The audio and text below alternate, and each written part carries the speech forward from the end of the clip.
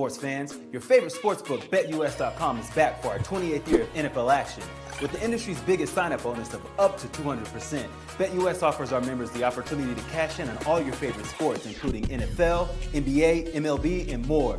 We've also got hundreds of new casino games, including the coolest new European slots, and our live dealers are waiting for you at the table. Sign up at BetUS.com today to get into the action. BetUS, where the game begins.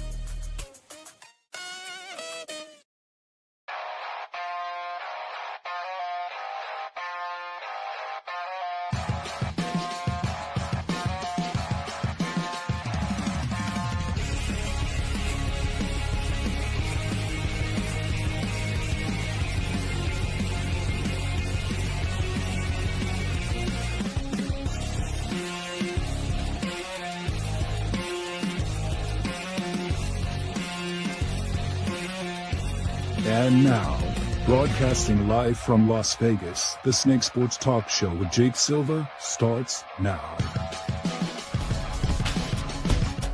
Here we go, ladies and gentlemen, on a Wednesday. We are live on Roku, X Squad Radio as well. This is the Snake Sports Talk Show, wherever and however you may be watching and listening. Thanks for making us part of your day. We are incredibly stacked as free agency, World Baseball Classic, and so much more around the corner. And we've got great interviews with you from Chris Hetherington, Brad Lamb, Matt Airy, Dan Sexton, and Alexei Semenov is going to be joining us here up and onto the program.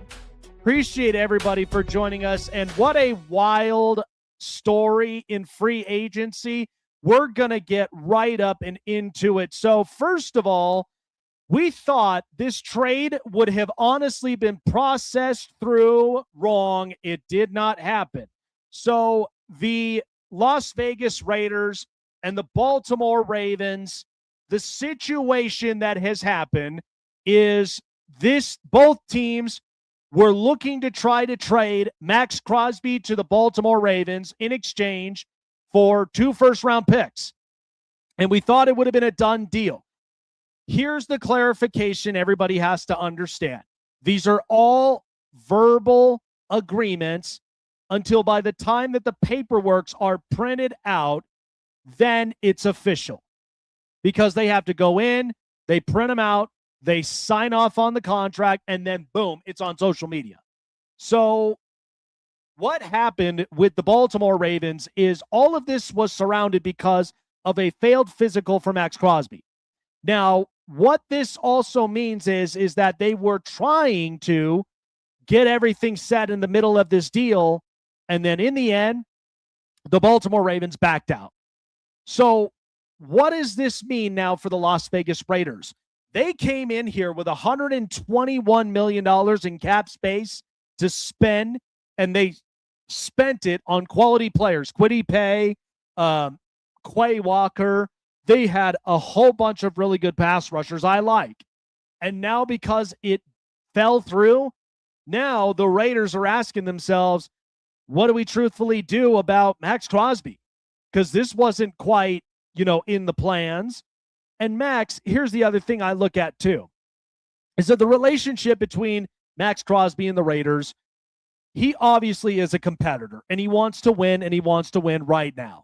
So from GM Eric DeCosta saying that after bringing Maxx Crosby in, the team was unable to complete the trade process based on their assessment of the situation. He did not reference medicals and said he must act as a steward of the organization and do what's best for the team. So DeCosta also said after losing Tyler Linderbaum, they started talking to Trey Hendrickson with the idea they may pair him with Maxx Crosby. So they already had Trey Hendrickson in their plans. Now it's no longer in the plans. They've got Trey Hendrickson, and that's it. No Maxx Crosby. He ends up going back to the Raiders. I mean, what a shocking tale of events. And remember, Trey Hendrickson now just got his contract with 4 years, $112 million guaranteed, which could be worth up to $120 and has $60 million of that guaranteed. So now you've got a pure pass rusher. The good news about Baltimore is they have a run stuffer in Justin Metabike, but we all know it has to come down to what is your history with your health, because he was injured last year, and it really did not help out well for Baltimore. So then, on top of this, the Ravens ended up restructuring the contract of Lamar Jackson that created up to $40 million in cap space. So the whole idea is that they're trying to get Lamar Jackson extended, and they should. This should have been a conversation that should have happened a while back, and it's been a mess. But the Raiders now, because of a lot of their signings that they've had, how many of them are guaranteed to be kept, and how many of them are probably going to end up walking? Because remember, that's about well over $80 million they've spent. So, and now because of Maxx Crosby's value, when it went down, it may no longer end up being 2 first rounds. So the way I look at this of Maxx Crosby, I think this should be optional to be playing for the Raiders. Either you are comfortable or you still want to end up demanding a trade. And we know that the Raiders, after what they've done in free agency with Tyler Linderbaum breaking the center market and then having Quay Walker and a bunch of edge rushers, their whole plan was they were going to end up stacking up a lot of their defense because that's what they needed to fix up with new head coach Clint Kubiak. But the whole now idea is, how are you going to end up matching up with Maxx Crosby's cap hit by next year?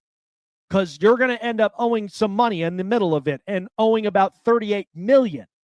So my wife and I, a funny story, we watch Shark Tank all the time. And we love watching all these young entrepreneurs, so many of them that are in Colorado. And the big thing, which always gets me more than anything else, is these valuations. I could not understand this. The valuations where you're valuing $1.5 million, $2 million, $3 million. Now I look at this valuation with what's happening with Maxx Crosby, and I'm kind of looking at it, well, he is worth a first-round pick, no doubt about it, because you're going to get 12 sacks with him. You're going to get so much of this out of his value. So I think with the Raiders, they'll try to figure this thing out, but it certainly is going to be a little bit of tooth and nail at the end of it to really work this deal. So, I think Maxx Crosby is very much worth a first-round pick. I don't think 2 first rounds is in the discussion now because of the way that the physical went about it. So, I'm all for Max playing in Vegas because now you've got a heck of a defense. You've got a bunch of really good players. And then on top of it, you got Tyler Linderbaum, and who knows what you're going to do with the number 1 overall pick. In my opinion, I would trade it away. Because Fernando Mendoza, if you really think he is the be-all, end-all, and be above of this organization and what they've been through for years, it's going to be difficult. I don't even know if Fernando Mendoza could overcome a lot of the dysfunctions the Raiders have been in. And a lot of businesses are different these days. So I truthfully think they'll work things out. But it certainly is an interesting conversation. I was thinking about this because, lots of teams made some big up moves.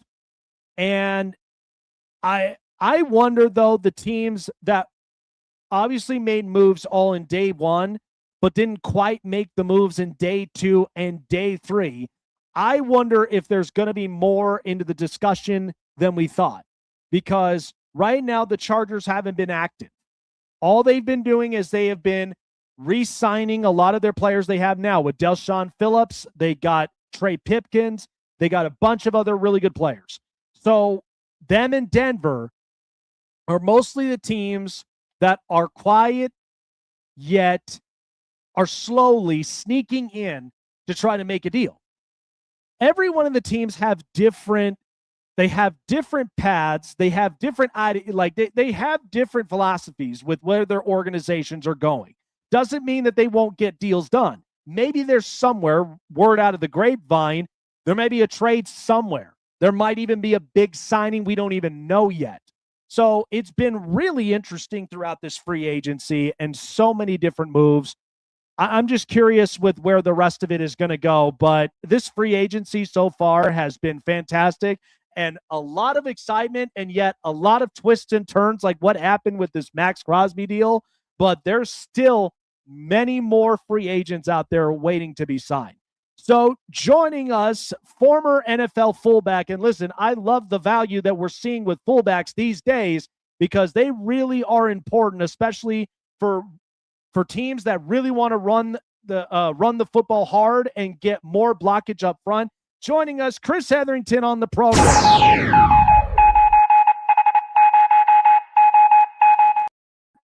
I want to start there, Chris, and I love your repping the fathead hat, man, because honestly, I remember growing up as a kid and loved your guys' designs, man. Still never fails to this day. All of the great pictures from the great photographers, and then to put it on as a sticker up and onto the wall, like who couldn't get more excited about that to have their favorite star in their bedroom? Yeah, man, good to be here. Great to have a conversation with you. Yeah, we're excited about Fathead. You know, we acquired the brand a couple years ago, and it's an iconic brand, right? And we have licenses with some of the most iconic IP in the world: NFL, NBA, NHL, MLB, college, CLC. So we're excited. We're taking the brand to new levels, incorporating technology, and super exciting. Love it, man. And when I get my man cave at some point down the stretch here in Colorado, I definitely got to hit up a guy. Design. Yes. I got a guy for you. Well, I'll tell you. So, okay. I was saying this earlier on in the program. My wife and I, we watch Shark Tank all the time. And just so happens all these entrepreneurs are all from Colorado, all parts of around the state. And every time when I look at their valuations, I get curious because of how much have you grown in sales? Are you trending upwards, kind of like how the stock market hits up on all of your sales? And are you getting a lot of the profits where majority of that money goes back to the company, and then you make the profits to where you pay out your employees and you pay yourself very warmly, and the rest of it is great because the product is great. Yeah. So when I looked at this with what just happened with the Raiders and the Ravens, clearly Maxx Crosby failed a physical and all the rest of this stuff, more details later. But on the Ravens side, they didn't quite have a pass rusher since the days of Ray Lewis and Terrell Suggs. It kind of looks a little manipulating because of the designs of their defense. It looked like they had a guy, Odafe Oweh, Roquan Smith. Now they had one, and then all of a sudden everything blew up, and then they made it up later by getting Trey Hendrickson. What was your thought process when all this blew up? Because it had everybody all jaw dropped, and then they're like, oh, wait a second. They got their picks back, and this never even fell through. Yeah, first of all, I was bummed out. I'm a Raider guy, right? I played Raiders 2 years of my career, so I was devastated that we're losing Maxx Crosby. And then when I heard the news that the trade fell through and he didn't pass his physical, it was confusing, right? I mean, they've known about this injury.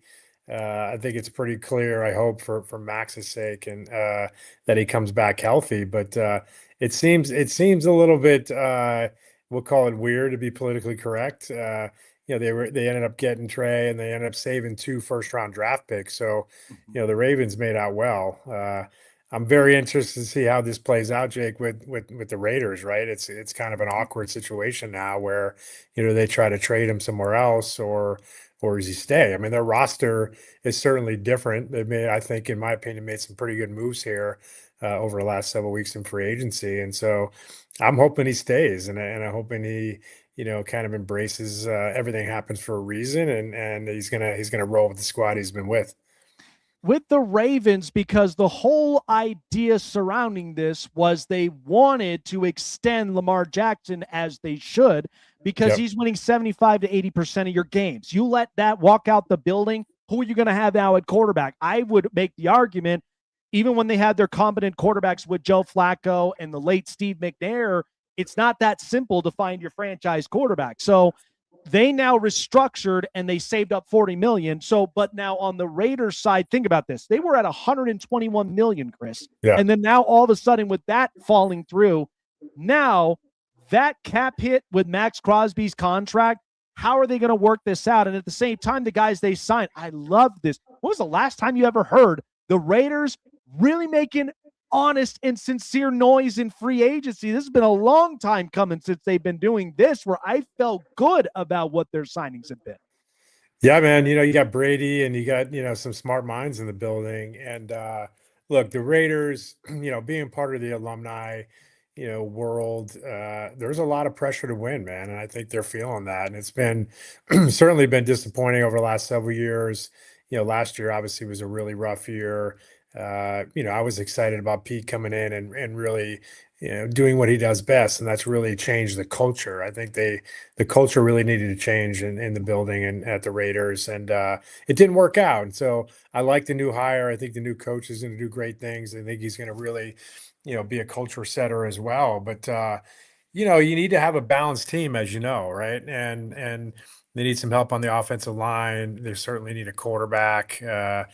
Gino's no longer there. And so they've been making good moves. Tom Brady's no dummy. And, and some of the other minds in the front office are sharp. And so they got a lot of pressure to win soon. And hopefully they got a great quarterback in there. Hopefully they figure out this Max situation. But yeah, the salary cap situation is tough, right? And you have certain pieces of the puzzle that are mandatory, and then you kind of fill in the rest of those pieces with hopefully great guys that kind of prove themselves. So I ask you because with the way this organization has really played around, to me, I've been a born and bred Vegas, Nevadan for a long time before moving to Colorado. And my biggest thing is like Los Angeles and New York. If you ain't winning, we ain't talking about you, or we're talking about you in a negative way, because you're in a city where you got the Golden Knights going to 2 Stanley Cups, winning one of them, and a WNBA team that's won 3 WNBA championships. And here are the Raiders, and now the A's are going to be touching down here in the Strip. When you think about who is going to lead the tunnel here, Chris, and in a sincere and honest answer, would Fernando Mendoza be the answer to the silver and black, or is there kind of a different name we haven't thought of that maybe can resurrect and really build with what the silver and black has always been built upon? Man, it's tough. I think in general, it's really tough for rookies to come in and be expected to be a leader and perform well. I mean, I played with Peyton Manning his rookie year in Indianapolis. I think he threw 21 interceptions, right? We didn't get him a lot of help around him, but the Raiders organization is a very special place, and there's a lot of cultural things that are expected out of their leaders, especially the quarterback. And look, I got a lot of respect for this kid Mendoza. He had an awesome career. He's a tough kid. He's obviously, his football IQ is really high. I just don't know. I've heard conflicting stories or opinions on whether he has the tools to come in here and be a leader day one. It's weird, man. Like these quarterbacks now in college, I feel like they're not developing these kids to be great pros. They're developing to win within their system. And that, a lot of these kids are going in shotgun, they're clapping and it's just a different timing to come into the NFL, get under center and go through your progression. The game is so much faster, so much more sophisticated. They're designing coverages, they're designing fronts, and the speed of the game is just so much faster, man. So I hope he's the guy. Everything I'm reading is all signs are pointing to him being the guy. But I love the philosophy. We drafted Alex Smith his rookie year in San Fran, and he struggled as well. It's really tough. So I prefer guys to come in and learn for the first year or two, right? Learn from a veteran quarterback, get the mental reps, and then when they're ready physically and mentally, come in and be expected to dominate and do well. Jordan Love's another example. Aaron Rodgers, all these guys. And so it's a tough role, man. Being a rookie quarterback in the Las Vegas Raiders, there's a lot of expectations. And look, I think they're doing their part to improve the roster, which I'm excited about. But TBD on Mendoza. Yeah, absolutely, man. I think that if because we know with this organization what it all comes with. But I think with a better head coach and I think in a better direction of where they are, I think it's going to build a lot of confidence up and in the building. So I'm thinking about this because there were a bunch of teams that I watched throughout free agency. I mean, the Titans have really turned things around. Surprisingly, San Francisco, they go and they ink in Mike Evans, which this could be his last big contract. Go and get it, man. But, another team, honestly, that I have concerns about what they're going to look like for next year is the Colts, because they go and they re-sign Daniel Jones, which they believe we traded away first-round picks to get Sauce Gardner because he is our guy at quarterback. We're not here to end up drafting the quarterbacks unless injuries, which is inevitable, or he seems to be declining. But because of the way we watched this team last year, they ran the ball efficiently to start with. They went 7-8-1 to start the year off, and then all of a sudden they went flatline. And I think with Daniel Jones, it makes sense with what Shane Steichen's trying to do, but now it's harder because you got the Texans who are still competitive. The Jags won the division, and now you got the Titans with Robert Saleh, who they are finally remaking their mistakes, letting Mike Vrabel walk to go to a Super Bowl. So what do you kind of see with the Colts here this year? I love the Colts. I played there my first 3 years. To your point, they started really fast last year. They got a great running back. They got a great tight end. Obviously Sauce was a big pickup for them. They're a pretty well-balanced team, man. I think, signing Daniel Jones, hopefully he comes back healthy. I think they gave him the richest 2-year contract in history. So it shows their commitment in the building to him, which obviously instills confidence within the building with the rest of the players. But I think they're going to do well. To your point, it's a tough division. The Titans have struggled, certainly. Hopefully they're on the up and up. But it's a tough division. But I think the Colts are headed in the right direction. I think fans, they got a great fan base. There's a lot of support in that city. They need to start fast and obviously stay healthy. That's the key to anybody's success. But I think they have good pieces in place, man. I really do. Watching this Super Bowl, last question before letting you go, I loved with what I saw. Many people would speak otherwise because the score wasn't ran up. And I'm like, look, this is not the NBA All-Star game. This is a Super Bowl we're talking about here.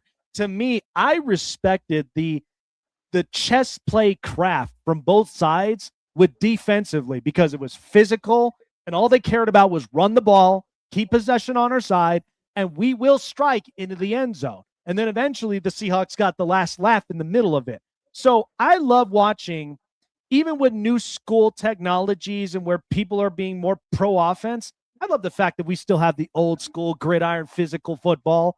Just run the ball until you can cross over, get the first down, or cross the plane to score. And then defensively, get the sacks, get the stops, shut down the air game. I mean, my biggest thing is, you look at the fullback market, Patrick Ricard reuniting with John Harbaugh, and then the Chargers getting Alec Ingold because they want to run the football. Jim Harbaugh is very classic for this. So when you watch this day and age of football, I feel like we're trending into it where the old school hasn't quite, walked off into the sunset. I think we're going to get better with the way that this product is rolling. Yeah, man, obviously I'm biased. I played fullback for 11 years. I was a quarterback in college, but if you look at the teams that have done well, I would say over the last decade, the San Frans, the Baltimores, the Kansas Cities, these guys run the ball. They got good fullbacks. They control the clock. They set up the play action, complement with a good defense. And teams have done well with a fullback. I mean, I love Ricard. Obviously, the guy in San Fran is a stud. He's been I think a Pro Bowl, 9-year Pro Bowl, 10-year Pro Bowl. It's a proven model. And my opinion, and you probably heard this, it's a copycat league, right? When I was in Indy, we ran 2 tight ends, and then you start to spread it out and people want to see touchdowns. But in my opinion, using the fullback, controlling the clock, running the rock, and setting up the play action. Plus, from a strategy standpoint, it's a heavier defense, right? They're loading up the box, and there's more opportunities. And so, the fullback was a dying breed, man, for a while, and it broke my heart. But I'm glad to see fullbacks, being in the mix. I just played golf with Alec Ingold a couple weeks ago, and unfortunately, left Miami. But I thought it was a great pickup by the Chargers. I played with Harbaugh. He was my quarterback my rookie year. He loves fullbacks. Used them in Michigan. Uses them now, and it's a proven success model. And I'm excited about it.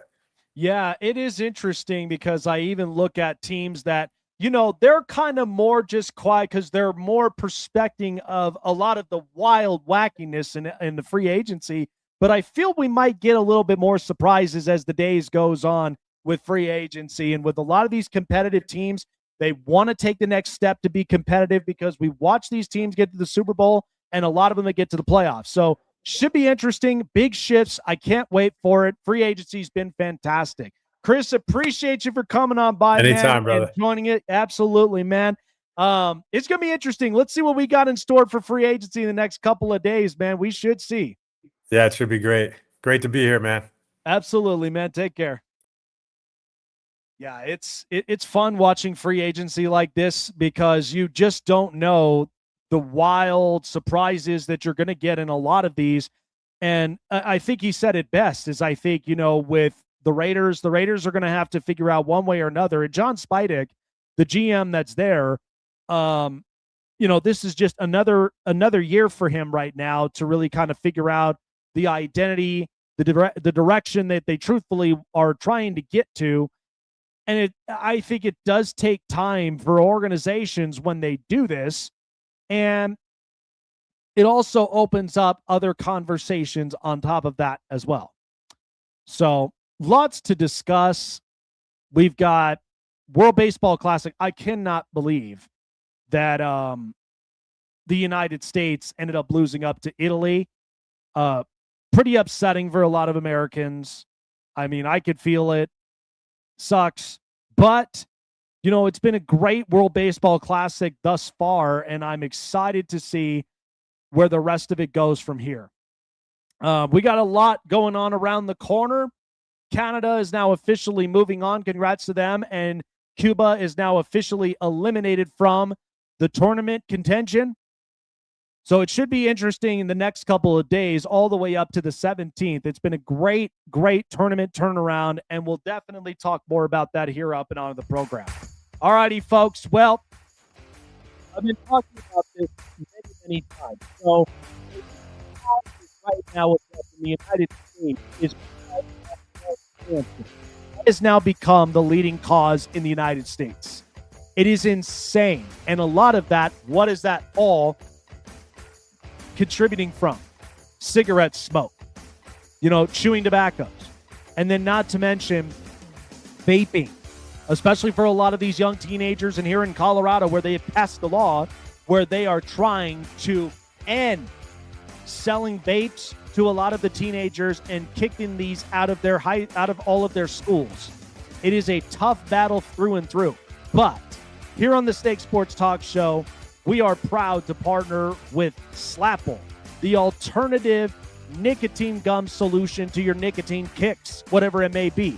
Vaping, cigarettes, or chewing tobacco. It gives you just the right amount of kick, but also with 6 different delicious flavors of sour apple, watermelon, mint, so many other different flavors. They're delicious, they're longer lasting, and unlike most of these other nicotine gums, they last for a long time.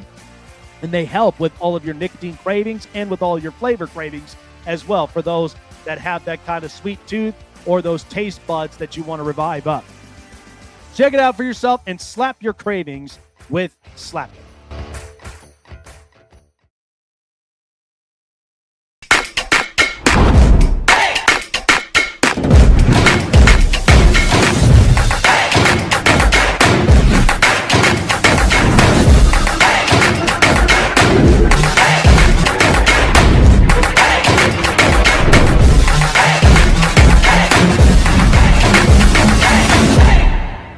Looking for a show with the best takes and opinions? Want a show with the best coverage around the world of sports? Jam-packed with an all-star interview lineup? Then the best place to find it all, sports and entertainment, is right here. Join Jake Silva on the Snake Sports Talk Show, presented by SeatGeek and BetUS. Weeknights at 8 p.m. Eastern, 5 Pacific on Sports Wave Network. Want to find your seat for the event of your choice but can't get one that fits your desire or your budget? Well, my friends, SeatGeek has you covered. SeatGeek is the official sponsor of the Snake Sports Talk Show. With a list of over hundreds of events to choose from, SeatGeek will assure you that you won't miss your seat with the amazing deal of your choice at the most affordable price. Whether it's looking for your best seat in the house of your favorite sports team, finding live concerts that get you closer to your favorite artist, or enjoying your spot at your favorite live shows, comedies, and more, SeatGeek has it all just for you. Go online to SeatGeek.com or download the app on your mobile device through Google Play and the App Store. And as a special offer before checkout, use promo code SNAKESPORTS and save yourself $20 off of your purchase of your first ticket, and experience why SeatGeek is the most trusted ticketing app for your next event. Remember, that's SeatGeek.com and download the app on your phone with promo code SNAKESPORTS for $20 off and find your seat with SeatGeek.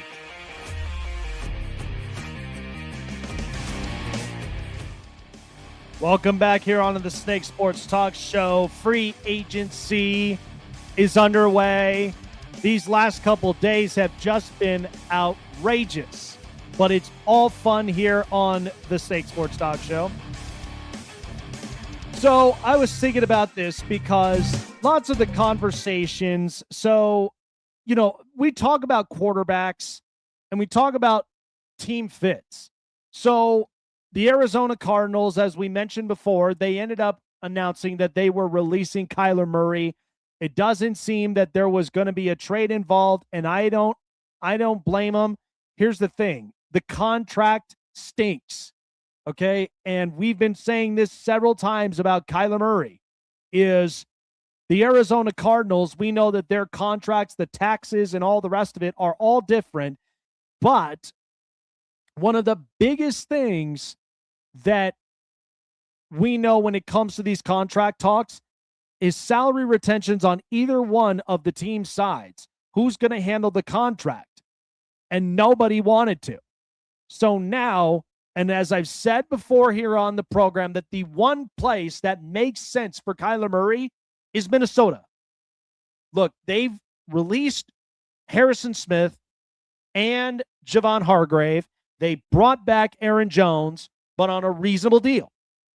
So this Vikings offense and Kevin O'Connell needs to get it back to being working again. Because you had Daniel Jones, who went 7-8-1 with the Colts to start out with, and then Sam Darnold just won a Super Bowl. And they had both these guys in the room and let both of them go. But I am not going to harp about that they did it all wrong, because they drafted a quarterback. But the problem of it is there is not a ton of built confidence in J.J. McCarthy. And we know that this is a difficult situation for the Vikings to be in, because you need to make Justin Jefferson happy. And right now he's kind of hanging up and on the fences, because we don't know if this team is going to get better on offense. And Kevin O'Connell is trying to ensure that he does not leave this building. Many people have kept their eyes out for what will happen in Minnesota. But if Kyler Murray comes to the Vikings, I think this is a really good fit for a few reasons, because the Vikings, they've had this kind of offense before in the past. They have. And that was back in the old days of Fran Tarkenton. Small, mobile, accurate. Like they knew how to utilize him. They knew how to make it all work. So from that point on, you look at how that offense was working in the past. Why can't it work in Minnesota with Kyler Murray? I mean, Justin Jefferson, the TJ Hawkinson, Jordan Mason, and Aaron Jones together again. And then you've got Jordan Addison. And we know the Vikings are going through quite a bad turn because of the fact of the GM that they hired ended up focusing on guys that were really good at PFF. Some people can do the job. Some people sometimes fall short. And my takeaway is I think with the previous GM, it really screwed a lot of things up because these players who you anticipated because of their PFF scores, they would have been hits. But that's not how the NFL works. And sometimes this is also why I limit how much that we use technology for a lot of things. And I've told people, it's either technologies or books. Every one of them are going to have the flat out facts as far as numbers are concerned, different types of strategies and such. But truthfully, if you're not trusting your gut on these players because of what you're seeing with their footwork, their defensive, instincts, their offensive looks, what they see behind, under center, like those things are still important. So the fact that the Vikings went completely the other way was heartbreaking. But that doesn't mean they can't correct their wrong. They can't correct their mistakes. I think they can. One of my biggest takeaways about this is that you got to get quarterback right, and you got to figure out this offense because this is a really good offense. Otherwise, if this doesn't work out for this next year, you're probably going to end up having to blow this thing up, which means Justin Jefferson, you're going to end up having to put in a trade package for him if this don't work.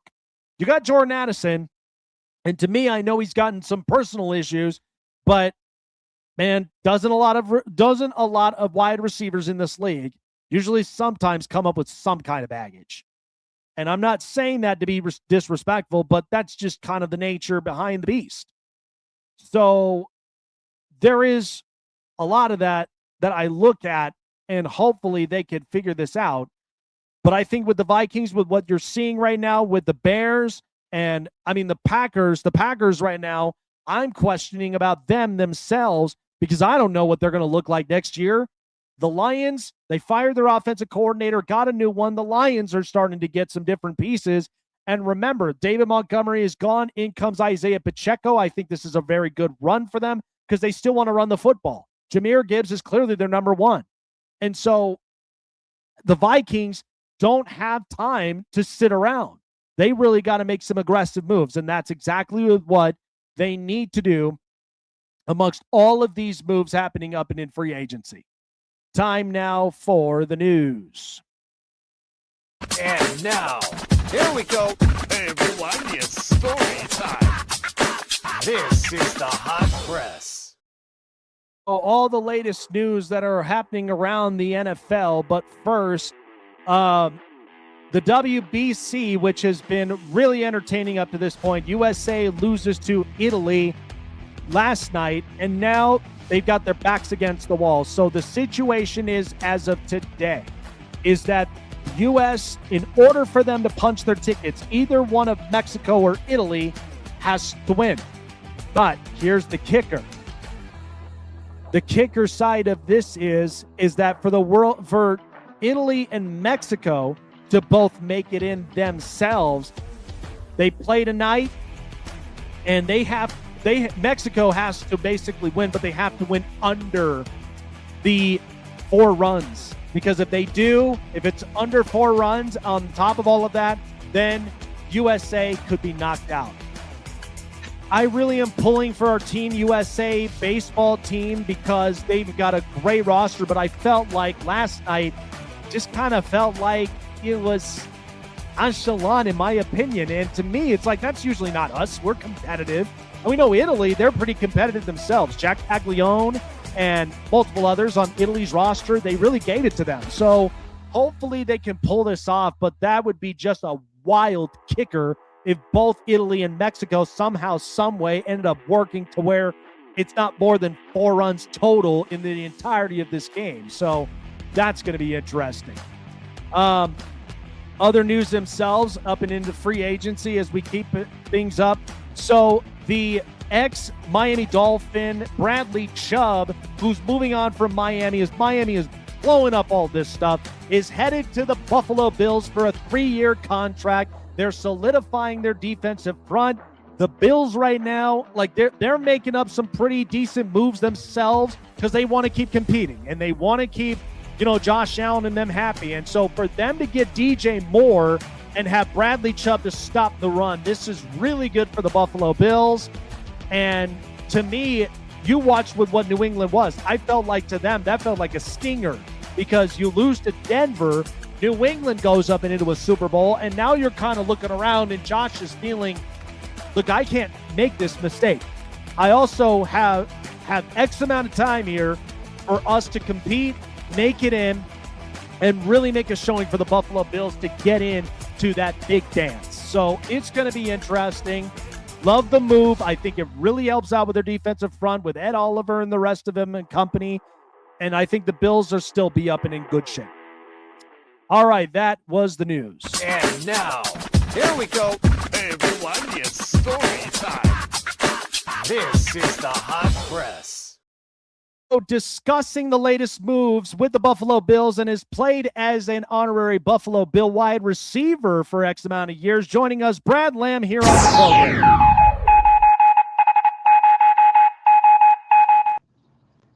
Brad, the Buffalo Bills got themselves a run stuffer with Bradley Chubb now heading into Buffalo for 3 years. My big thing is I think with the Bills, no longer with Sean McDermott, and a lot of people have mixed opinions about him, but with Joe Brady in the building, we know is something that's comfortable with Josh Allen, and they went and got DJ Moore because they both have worked with each other in their Carolina days.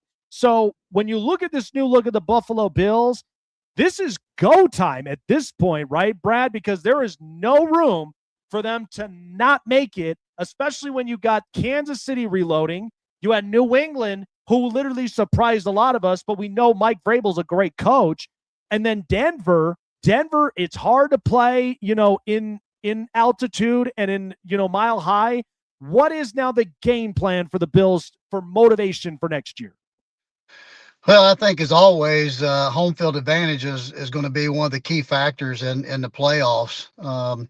I think the nice thing, what's happening now is with Brandon Beane, it's on his shoulders now. There's no more excuses. And we were hoping as fans and also as a current player that this would free him up to go spend the money, go get the guys we need to have to give this once in a lifetime quarterback the opportunity to take Buffalo's Super Bowl and win it.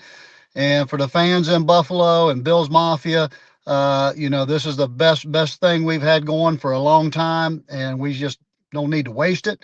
Was excited to see what they've done so far in free agency, addressing 3 needs. We got the corner, we got a linebacker, we got wide receiver. So I'm excited at what they've done so far. I think they're showing that they're in it to compete this year. So, my wife and I, we are, really diehard fans of Josh Allen. And here's the thing. I mean, I'm happy for him. He's got a newborn on the way. Haley Steinfeld, his wife. We felt really bad. And listen, as a new father now, for a 7-week-old son, I really love it. I love it all. And when we were kind of waiting until baby boy was born, my wife and I, we felt so bad for Josh Allen because he puts everything, not just what's on the field, but everything even off the field. He is the most down-to-earth person, smiles even in amidst, a lot of adversity. And to see him be that emotional on the podium, Brad, he really wants to win. He really wants Buffalo to get there. So when you think about the leadership and the humility of a guy like Josh Allen, and listen, you've been around great guys. You've been around Jim Kelly. And even with, the way that of the years that Buffalo were in 4 straight Super Bowls. I watched the documentary. I cannot fathom and I cannot imagine what can go through on both of those quarterbacks' minds when all you want to do is you want to win it for the city of Buffalo. Yeah, it's that's what I said with Josh. It's the next thing that I can relate to is playing with Jim Kelly as my quarterback. Josh epitomizes that position of a guy that just wants to go out there and win. And when you got a guy like that behind center, that just makes everybody else on that team want to win just that much more too. He's going to do everything he can to win, and that's his goal. And so, I love the guy. I think he plays the game the right way. He never blames anybody else. Sometimes he probably takes more of the blame than he should. But that's just the kind of leader he is. Hey, I'm the guy getting paid. I'm the guy who should be making the plays. We should be winning. And so it's all going to sit on me, and I'm going to take that responsibility. So, you got to love him for that. You got to love him for the fact of how he treats Buffalo, and he calls that home. And, I'm a proud father of 6, so I understand what you're saying. Congratulations on your newborn. There's nothing like it. I've got 5 girls and 1 boy.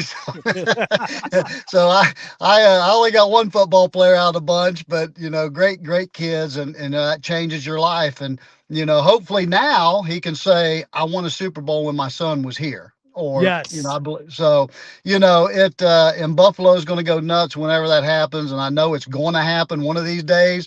Unfortunately, I was a part of that 3 of the 4 that we didn't win back in those days. But it just goes to show you how difficult it is just to get there and be in that game. I got to give you props. You got an energetic household by just all those girls in one place, Well, you see where my hair's gone.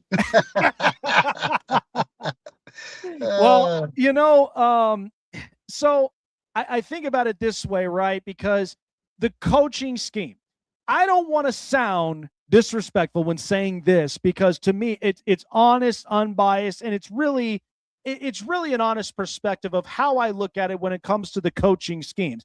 But I'll make the argument. I like Sean McDermott. I think he's a great guy. I think he's great to be around. But I feel like in his coaching scheme, he feels like a modern day Marty Schottenheimer, in my opinion. Really good up on schemes. But the hardest part was trying to get over that hump, whether it was Kansas City, Cincinnati, and then in this case, Denver. Now, we know Buffalo wanted to get over that hump. Bringing Joe Brady in, there's a comfortability up from here. What should we expect out of Joe Brady? Because I feel this is more catered to the strengths of Josh Allen in the pro offense, but you got to run the football. You got to get your first downs, and you got to keep the possessions. And defensively, we got to force out these 3 and outs to get the offense back on the field and win the times of possessions on top of that. Well, you're exactly right, and I think that's what my thought was is the whole key to our defense stopping the run, and by getting a linebacker that can do that, it's going to help us a ton. I think our front line's got to clog that middle up as well. I don't know what they're going to do with the ends now with Bosa free agency and Epinosa, and I don't know if they're going to try to reach out and shore that up or sign one of them back or what they're going to do there. But you give Josh Allen the ball, 9 times out of 10 we're going to win the football game if you're taking the ball away and giving it to him. So I think last year we was hurt a little bit in that side of the ball, on the defensive side, not getting those stops. And what used to drive me nuts is it seemed like, okay, we'll stop them on 3rd and 1, but anytime it's 3rd and 10 or 3rd and 15, they're always getting the first down. I'm like, how's that happen? That's enough to drive you crazy. But I think, I like Joe Brady. I think you're right. There's a comfort level with Josh there. It's probably why that stayed that way. My concern I had was, Brandon Beane felt like we had a Super Bowl roster to begin with. And I just don't think we had some key elements on that team that we needed. And so I'm not sure it was all on McDermott that we didn't get over that hump. I think there was a twofold there. I think both of them bear that responsibility. So seeing one of them go and then not one, I mean, you just get mixed emotions on how all that transpired. But, I got to obviously play under a great Marv Levy that I think is one of the best ever. And we went there, but we never won, but I still think he's one of the best coaches, to play for and out there. But, I'm excited this year. The thing I thought with Joe Brady, even though we kept it in-house, is I like who he's bringing in to surround himself with. I think we're going to have a defense that's going to get after the quarterback. I hate that laid back, just get pressure. No, put him on the ground. You got to get him, get him uncomfortable out there. And so I'm thinking that's the direction he seems to be wanting to go, and I'm all for it. Absolutely, and I'm all for it too, because to me, it's like you got to have a shutdown defense. You saw what Seattle did in the Super Bowl, and they had a lot of big-time pass rushers and guys that were just that energetic and speedsters that can get after it and instill pressure. So hopefully they have the recipe of success. I think the DJ Moore move was really smart, and I think it really does help to boost up confidence, but also motivate someone like i.e. Keon Coleman to end up producing better, because this is a guy that you drafted up in, the NFL draft, and you got to be able to hit your picks. So I think this is interesting. I think the Bills, I don't consider them out of contention in this division. We know the Patriots might have changed some things up, but we know the Jets, we don't know what kind of smarts they got up on their sleeve. But then you got the Miami Dolphins, who are also turning some things around themselves. Brad, appreciate you for coming on by, man. Really hope Buffalo finds that turning point, and may we potentially see Josh Allen just do Josh Allen things and lead this team to that Super Bowl. Boy, would that be something. That would be awesome, man. I appreciate you having me on, and as like Josh Allen says, and we all say, go Bills. There you go. Go Bills. Appreciate you, man. Thank you. Yeah, I just love the fact that, Josh Allen, he's a one of a kind. He's very humble. He's very humble up into this game. And that's why, I felt so bad with just the way in which the page turned, because it wasn't the way it was supposed to end. And a lot of people, this was the opportunity. Everybody's going to throw it in his face of, this was your opportunity to get in. You don't have Kansas City. You don't have Baltimore. You didn't have any of these teams that were up and in here competing. You had New England. You had a bunch of other teams on top of all that. So, yeah, Josh Allen, really admire him and really admire his game. So I was thinking about this. So I haven't talked a whole lot about the NBA, but we do have a guest of ours who 18 years. He's going to be joining us in college basketball. Love to talk about March Madness. But Bam Adebayo, last night, one of the most incredible performances that you would ever see from a basketball player, period, and played the Washington Wizards and walked away with breaking the record, 81 points in the game. Just immaculate out of Bam Adebayo. And all he was the only productive player, and it wasn't anyone else. It wasn't, a lot of their youngsters.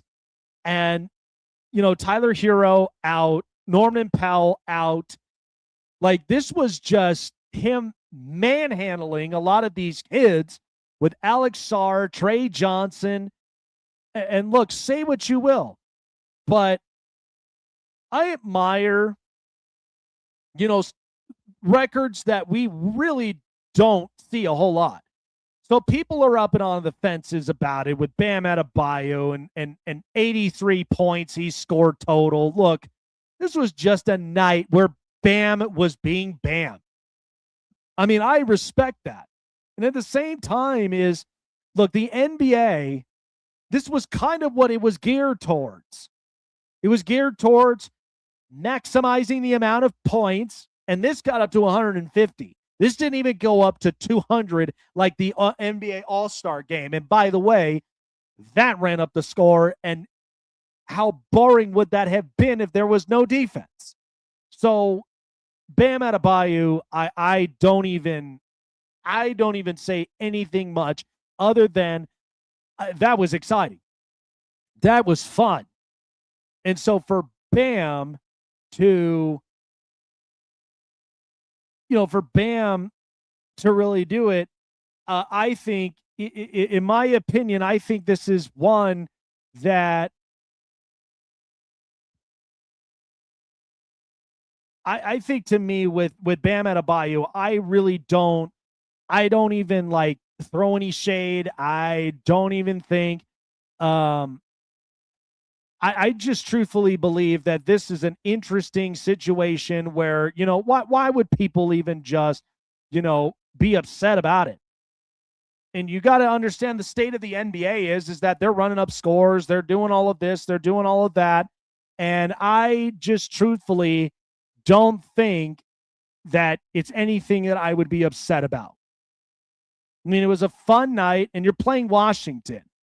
Like, Washington has a lot of work that they have to do. All right. I am not just going to basically sit and complain and feel like, oh, Bam should have never even just came up and dropped, 83 points. Who cares? It was a fun day. So give me a break.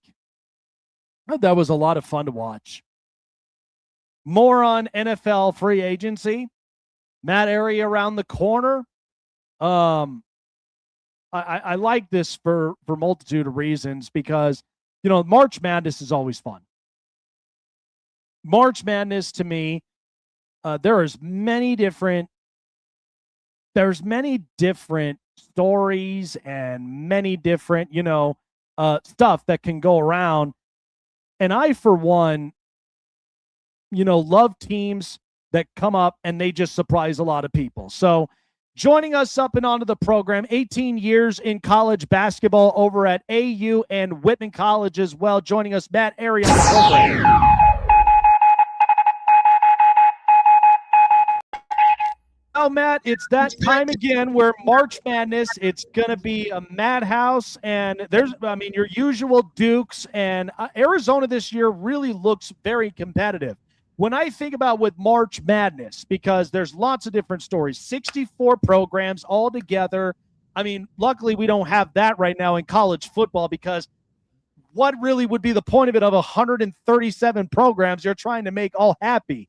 In my opinion, with this tournament, it's a one-and-done deal, but it's a lot of fun. Lots of Cinderella stories, lots of great programs. Where do you kind of see this tournament really shaping up the minute that we started? And these teams, there's always going to be chock full of surprises the minute that we see a 16 seed team knock out a number 1 seed team that everybody had their high hopes on.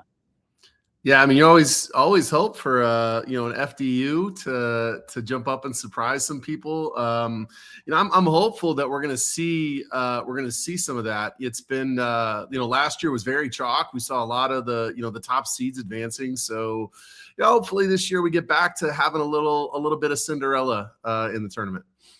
Yeah, I think it'll be a lot of fun. To me personally, I was saying, like, when the tournament started, and I know they lost their star player, but I felt like I would put my chips up on Texas Tech.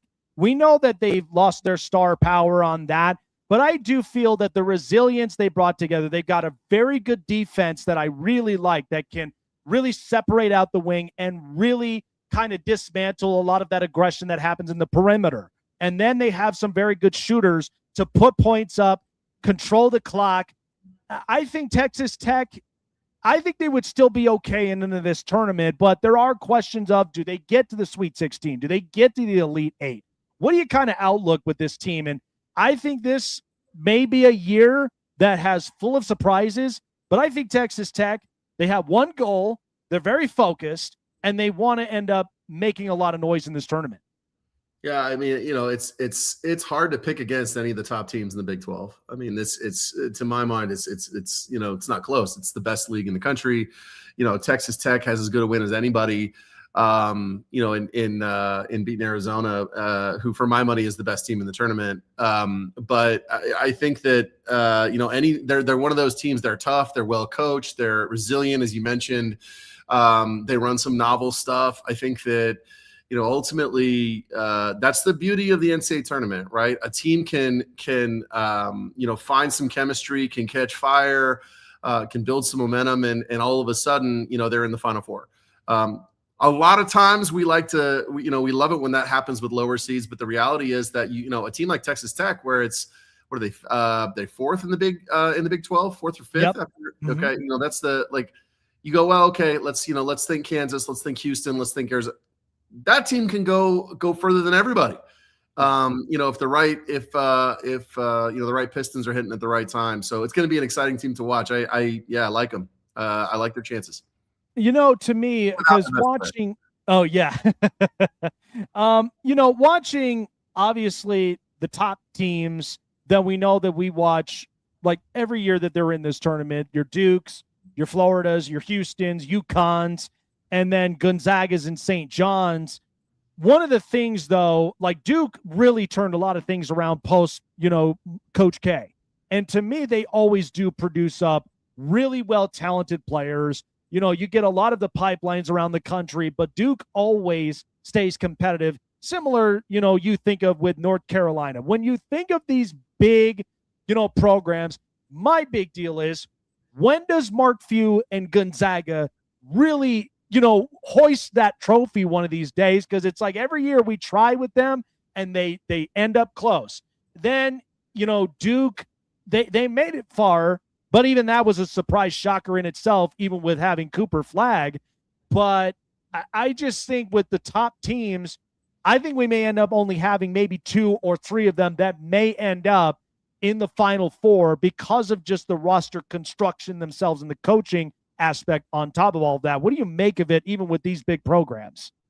I mean, I think you look at, Gonzaga and Mark Few. I live out in Spokane here, so there's a lot to be said in my neck of the woods about Gonzaga. This is another team that I think has been unbelievably resilient. I heard Coach Few talking recently about, in all of his time, I think it's 28, 29 years at Gonzaga, has never had injury adversity the way they have this year. I don't know whether or not Braden Huff makes it back for the tournament. If he does, he is a game-changing offensive player, is a 6'11", big that can shoot it from NBA and has amazing touch. And, at the same time, they've had some young players. They had a couple freshmen who were stars last night in the WCC championship game that have stepped up and been able to make plays and really evolved. And that's sort of the magic of the college basketball season, is you can lose. And this is also why, it goes back to Texas Tech, why they may have, you can lose your best player. At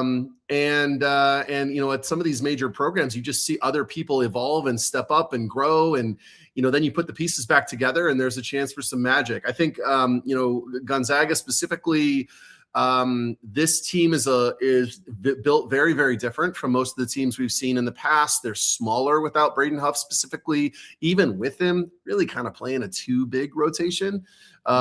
So they've had to learn to score and play in different ways. Tyon Grant Foster is a tournament veteran. He's played in the last 3 NCAA tournaments. He's had some really big games. I think when you juxtapose them with like a Duke, where, the best players are freshmen, Tyon Grant Foster is like 26 years old. The tournament has gotten to a point now where you have such a diversity of ages and experiences. You'd like to think that older, more seasoned players can get you further, but I also think the NIL era has allowed for freshmen that might otherwise, go elsewhere or play overseas or, take an off year and just go straight to the league, not risk injury, really lean in with some of these programs like Duke, where, it's hard to argue with how they're playing and with their talent. So I think this is the year where we see Duke break through and make the Final Four with John Shire, potentially make a championship game. I think they have that pedigree with the talent on the roster now. But it's March, man. It's the greatest sporting event there is, because you got to win 6 in a row to win the championship, 5 in a row to get a shot at it. So, I don't have any tips for the bettors out there. I tell you what, man, because usually the tournament lands on March 19th on my birthday being 31. So every time when I think of this tournament, man, it's exciting. It's full of madness and full of great stories as well. Final question before letting you go. And as you spoke about it with the NIL, what goes through your mind as a coach? Because to me, this is tough, because you got the NIL, which they're trying to really bring back a lot of these stars, which you're trying to build them for the better and for the success of their future, right? Because to me, with college football and the NFL, we have day one starters by the time that we get into the NFL draft. In the NBA draft, it's like a lot of these draft picks, they're more of leverage to go and ship him and get a big player. Whereas I feel like, I'm watching Cooper Flagg right now, and he is obviously the big hit as a draft pick. But when you think of the NIL and the transfer portal, because ultimately you want to have the best players up and on the court, but these players also have to recognize and realize, listen, it's not only just me trying to get mine when it comes to sponsorships, endorsements, it's also for the sake of the chemistry that you have on the court with your team. And then on top of that, the level of the coaching build that comes from the coaching staff, that's got to be a lot of work to really kind of handle with that, because it's like you're trying to get money to make them happy. And then it's like, they got to come in with the chemistry. What really goes into the whole idea? Because I feel like there is so many things happening at once. And I honestly feel for the coaches who have to manage this 7 days a week, just handling with these kids. Yeah, there's sort of two sides to this, the way I see it. Like one, yes, college basketball gets to compete with the NBA, compete with some of the overseas professional leagues by being able to compensate players. And so there's the opportunity for players to stick around in college basketball. Now, whether they stick around with the same team is the other side of that coin and that question, because you're talking about players where, they have a good season. Team can't afford to give them more than $1 million, and they go get 3 somewhere else, right? And even though they've had a very successful season, and so it starts to make, and I think this is the challenge a lot of coaches are grappling with. It does a couple of things. Starts to make the game and the process of trying to build a team in a program extremely transactional, right? Because there must be a certain payoff, right? And some of the stories I hear about players negotiating themselves out of opportunities to play and ending up really not. They get paid, but they don't play, and their pro career gets derailed because they take the richest NIL deal and it absolutely submarines their NBA opportunity because they're not developed in the way that you talked about. They don't get the same kind of opportunities to play to their strengths, or they get thrust into a role that they're not ready for. And then, there's 2 types of exposure. You can go out there and play really well and raise your stock, or you can go out there and struggle and tank it. And we see some of that, at times. And so for the coaches, I think building chemistry is really difficult. It creates an 8-month cycle with players where you have to presume that all your team is leaving. And then you have to recruit back the current players, and you have to balance the salary cap. And I think that, the NCAA kind of allowing this to just be thrust upon us has sort of created this dynamic. And the third part of this that specific to the NCAA tournament that concerns me the most is it's not an equal playing field. There's not a salary cap, right? And so not effectively. So, you have teams that are in Power 5 conferences, and there are half of them that just flat out can't compete with the other half when it comes to how much money they can spend on players. Mm-hmm. And so you create, a farm system within a conference. And I don't know that that's great for the game or that's great for parity. It hurts Cinderella in the tournament. So, I'm kind of hopeful that that some of what we're seeing, especially some of the litigation around, G League players trying to come back and get eligible and play, I'm hoping that spurs some change to where we sort of put some guardrails on this such that, whether we split and create a 4th division or we just establish some kind of a salary cap that allows schools throughout a conference to ostensibly be competitive. I think that combination of things, NIL is good for the game in principle. It's got to be regulated to the point that it doesn't create these massive disparities where we're down to 12 teams that really have a shot every year. Because the beauty of college basketball in the tournament has always been anyone can win it. And so hopefully we start to find some solutions to where that gets, we preserve that element. Couldn't agree more, man, and well said. I just really hope that, to me, the NBA, I always say they got to have a great relationship with college basketball, because this is where they really, produce up the best. And that's what it really counts. And to have these kids, I want to be able to learn. I want to know these kids by the time they're up and in college. It's like when they come in the pros, I'm like, where'd they play at?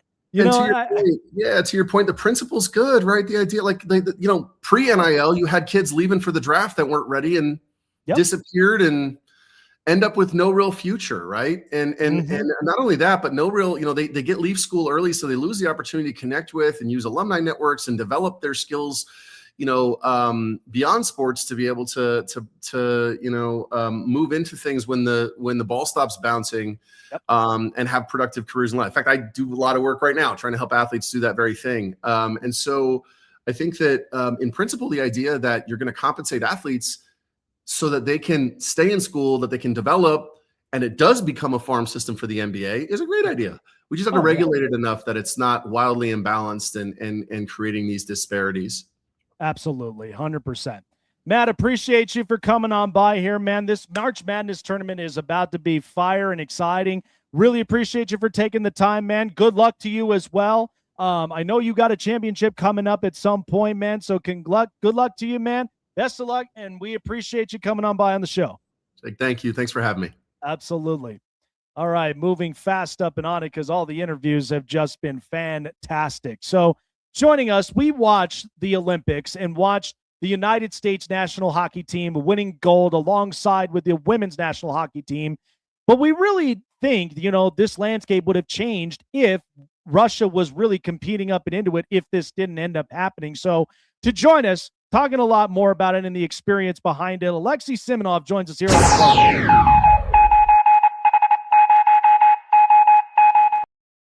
Got a chance to celebrate with Team USA and a lot of these young gentlemen that came up, they competed. I love the fact that the NHL really came back with this into the world spectrum, because to me, I love a lot of our stars, and especially to the international pull when you start watching all these countries compete. So I felt like this was a fantastic turnaround in the world, in the Olympics. And to seeing both the men's and women's team come away with gold is even sweeter, with just that whole entire, the years they haven't won it since the 1980s miracle on ice. That has to feel something else right up from there, right? Oh, Jake. Hey, Jake. How you doing? It's great to be here. Thank you. Thanks for having me. I mean, listen, it's another miracle. It's another miracle. 46 years. I mean, listen, it's been a minute. So, listen, congrats to women's team and, men's team. It's been a great journey, for them to win that, gold medal. And listen, it's a big celebration for the United States. So I want your opinion on this, because I know Russia didn't compete this year, but the person I do feel bad for this was Alex Ovechkin, because we know that his time is coming to a close.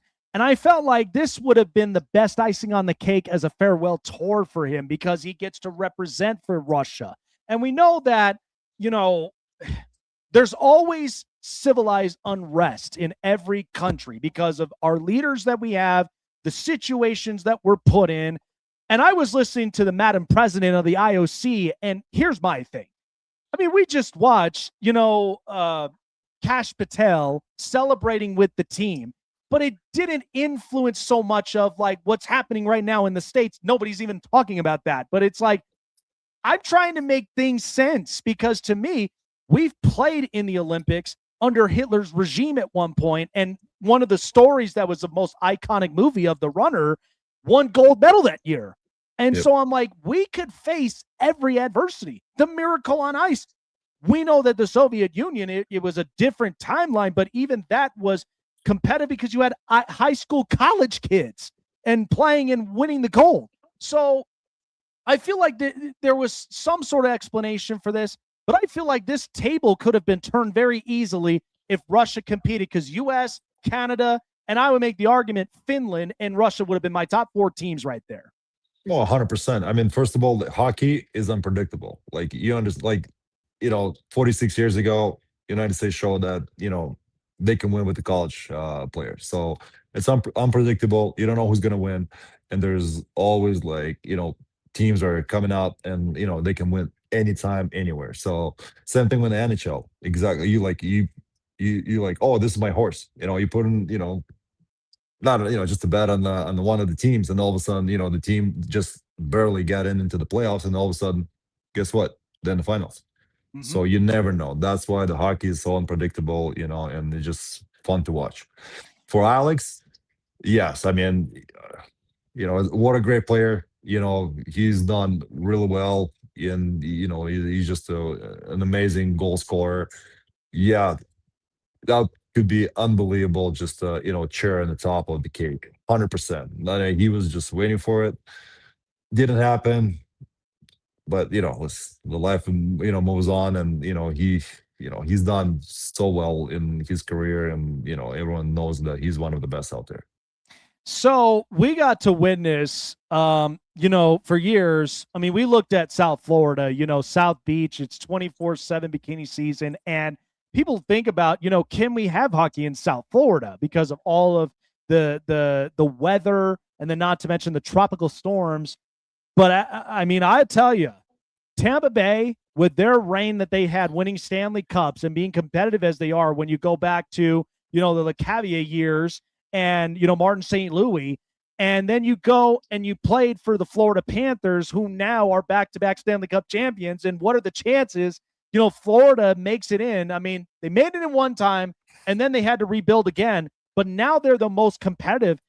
I'd say South Florida, man, they really know how to build themselves their hockey teams, regardless of just where they are. No, 100%. I mean, I think everything starts with the management. Who runs the show, who, picks the players, who puts everything together. That's basically the main person.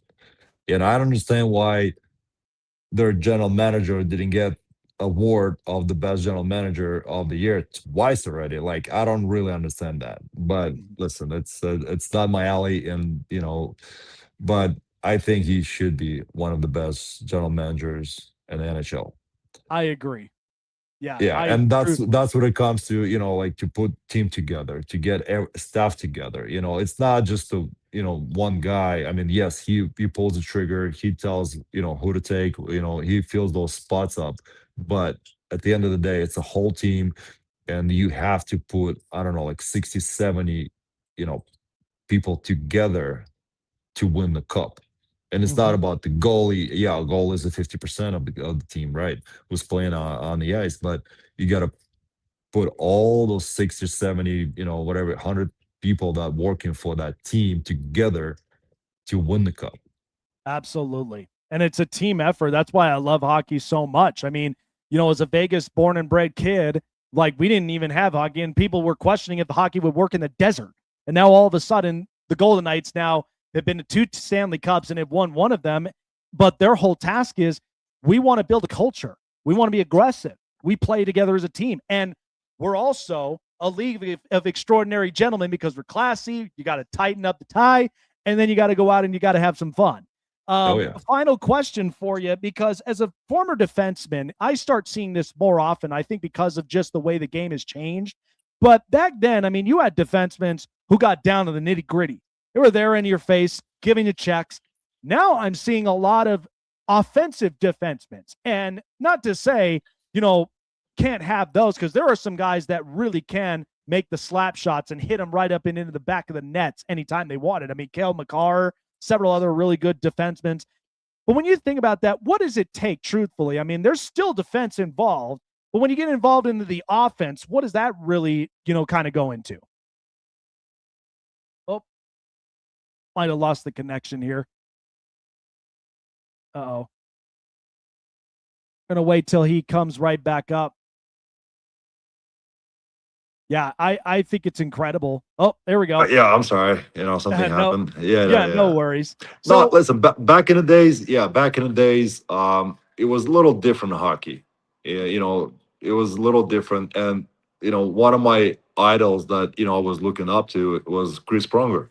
6'6" defenseman, always up in the play, putting the points together, was one of the best, I think, defensemen of the NHL in that time.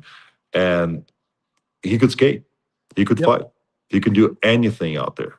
So, and I actually was, I was so privileged to actually play with this guy, and we actually had like I think we had a couple of games that we played back, like together on the one line, and they used to call us like 2 towers. So it was great. He taught me a lot of things. He showed me a lot of things, how to do it, like how the big guys are moving, because, it's not really easy for a 6'6" guy, 235, 240, 250, move around like as quick as, the smaller guys. but he was so smart. His IQ, hockey IQ, was on a different level. Mhm. So, and the same thing with, one of the best Russian, hockey players, but he wasn't a big, but, Mhm. Sergei Zubov. Yeah. What an incredible guy. What an incredible player, with so much skills and unbelievable IQ, hockey IQs. And we played against that, Dallas twice. I was playing for the Edmonton and San Jose Sharks. The way he was presented out there, I mean, the way he was just passing, moving, he just shut us down. Mm. Yeah, I love it, man, especially when you get those very gritty defensemen who are out there defending the puck and at the same time keeping the offense up and onto their sides, but then not afraid to just pull back the stick and just let it rip up from there, man. But, the ability these guys have from the heights to, their skating skills is absolutely up and incredible. But Alex, appreciate you for coming on by, man. Thank you so much for taking the time, man. Like I said, I wanted to know, like, from that question with Russia, because to me, I think it would have turned the tables. But let's see. Let's see now from the next 4 years, Russia comes in. Everything is all squeaky clean from here. I want to see some really good Russian competition coming in here up and onto the ice, man. Oh, 100%. I mean, you remember those days when we were playing out there, the Russians were playing? I mean, it was different. It was so much fun to watch, Russia team has unbelievable players, from goalies, D's and forwards, that put in, like, the points up in the NHL. Mhm. It's just a fun to watch. And it's, the politics in sports and that should be walking together, Oh, So 100%. that's why, I feel like, hockey and all the sports should be there, and Russia should be in the Olympics and all the, tournaments. Absolutely, man. Appreciate you for coming on by. Enjoy the rest of the week, and we'll see you soon. Yeah, thank you so much. Thanks for having me, Jack. Thank you. Absolutely.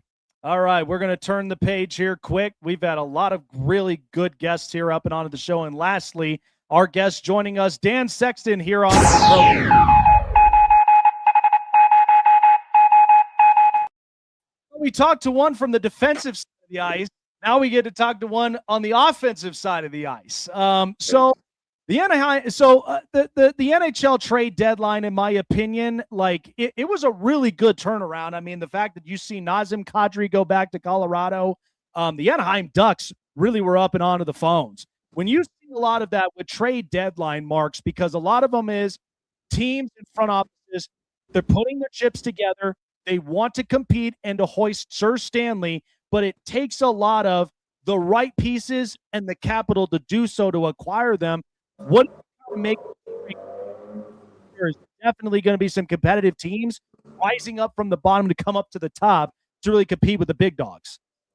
Yeah, thanks for having me on. Yeah, no, I followed it as well, and you saw some interesting stuff go down with Buffalo, and they've never been really in the mix the last however dozen years. So, and they were trying to make some moves to get their team a little bit stronger, and their back end of defensemen would have been incredible if they were able to add Parayko, but he declined to come. So then they have to go find somebody else. And you saw like Tyler Myers go to Dallas. So I think teams are seeing how Florida did it with the big defensemen and having at least 2 or 3 guys that are really big and really tough in front of their own net. And then build, obviously having like 1 or 2 guys that can run a power play on the back end. And you can see guys kind of go for the size, because that's what's been winning it. It seems like Colorado won it with speed, but Florida's kind of won it with grit and size over the last couple of years. So it's kind of a copycat league, and you can see teams trying to build their team a certain way, because playoff hockey is different a bit than the regular season. Buffalo, speaking of them, because with making the moves as they did, I mean, this has been long years coming to where they're trying to break the long year curse to trying to get into the playoffs. They've tried several times and have come up empty up on it, and they've lost a lot of great players, from Jack Eichel to, Okposo and many others. And yet you got Tage Thompson, who I absolutely loved watching, even in the Olympics. There's positives from all of it. When they got their core 4 defensemen, I felt they're going to be aggressive on defense. They're going to have the right guy that's going to be the sharpshooter at some point outside the wings. But you are going to control a lot of your time on the puck to keep the offense working to work out the goaltender and score the goals. So is this the year that Buffalo really does truthfully break this curse, or, can anything happen as we get into the stretches? Because we're in March, and by the time that we get to April, May, it's a totally different beast out there. Yeah, I think there's a chance, but I also think that just getting the playoff experience for their young guys is going to be huge for them. Just getting that first year of playoff experience, where I wouldn't expect them to do a lot in the playoffs, although the East is kind of like, well, the playoff teams have been set for a while, it seems like. And I think Buffalo, they've had an incredible year. I think it's a good thing that they're playing well, but I think they're kind of peaking maybe it's a little too early, and that they may be a team to look to get, they may be an top seed coming in, but I think that if they don't, it's hard to keep that momentum all the way through the playoffs, especially when you're not a team that's made the playoffs in 16 years or so. So I wouldn't expect them to do a ton in the playoffs, but it's a huge win of a season for them. And it's a huge win to get guys a first round or a second round of playoffs. And then next year you can expect even more. But yeah, I mean, they've gotten rid of Sam Reinhart and Alex Tuck and the guys you mentioned. And those guys are all like top end players. So their fan base deserves this. And I'm sure they're going to really try to, make this year count, but they have a good future looking forward, which is probably what all is even, sweeter than what's happening right now. So what a turn of events for the Anaheim Ducks. You've been in this organization and kind of how things are ran up from here. So this has been quite a while, because we know that they've been in rebuild mode. And when they traded away Trevor Zegras and such, I was like, how in the world now are they going to honestly end up building around with more of their youngsters and getting some veteran presences? Because I was like, when is John Gibson going to be out of here? Because we know he's been trying to look for a home for quite a while. Yep. If things weren't moving in this direction. But now I love McTavish. I love a lot of these youngsters. And now, because with Joel Canville, being there, I expected this to go a different route. I didn't expect this, Dan. I'm kind of excited for what's going to be brewing in the Pacific now. Yeah, I think the Pacific is obviously it's the weakest division, but that's like great for the Ducks. They're going to get experience in the playoffs, and they could win a round. They're a wild card team. I mean, they're not just by the fact of standing, but like more so because of just the way they play. And I feel like some games I look at them and I think they're going to roll, and they get smoked. And then another game where I think they're going to lose, they end up smoking the team. So I think they're really unpredictable, and that can be a good thing, but they're still super young. I think they're a team that, again, like Buffalo, probably doesn't do a ton in the playoffs, but their future's bright, and they have a lot of super good young pieces. And Joe Quenneville is a massive upgrade at the coaching position, and they've already made the playoffs the first year that he's there. It's pretty impressive. And yeah, I mean, it's not hard to get guys to go play in Anaheim. So if they get a good team started, they can get guys to show up there and pick up free agents across the way, because it's just a beautiful place to play hockey. Couldn't agree more. I mean, the West Coast, with the Kings, the Ducks, and when it gets interesting like that, that's where hockey really does become better for the sport itself, and the viewers. Final question before letting you go. You played in both the States and you played internationally. So watching the Olympics, winning the gold for Team USA, it was very meaningful to guys like Austin Matthews, Connor Hellebuck, who was by far the MVP in this whole thing. And then watching Jack Hughes score up that big goal that really was the moment. But here's the thing. I watched the faces of everyone in Canada. And to me personally, I could see the competitive nature. And I know how much that can really kind of be a tug of war in your mind a bit. Because one, you're representing your country proud and strong. But at the same time, you really are eager to win the gold.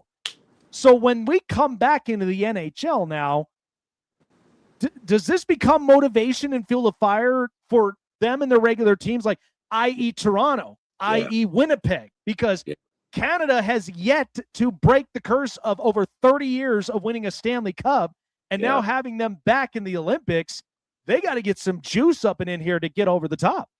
Yeah, I think when you look at like McDavid in Edmonton, he's a Canadian. He plays for a Canadian team that has a real chance every year. So there are tons of motivation, and as if he needed any more. I mean, the poor guy has obviously been on the wrong end. He's the best player in the world, and he's been on the wrong end of three huge games in the last couple of years. So, I mean, he's still the best. I mean, most fun guy to watch. So that's, he doesn't need motivation. But yeah, I mean, as far as Toronto and Winnipeg, I mean, they're probably out of the picture a little bit. And then you look at Ottawa, like they're going to make the playoffs, but then they have an American like Brady Tkachuk who won the gold, and he plays on a Canadian team, which is causing all sorts of, issues up in Canada because, they have this American guy that just, won the gold and he's their captain. Same with Austin Matthews. So it's like, that's just stuff that's going to go away. And when the playoffs start, like, it'll be all hands on deck to win a Stanley Cup. And the Olympics is awesome, but the Stanley Cup's like the year-long thing that's like takes way longer and more work and planning.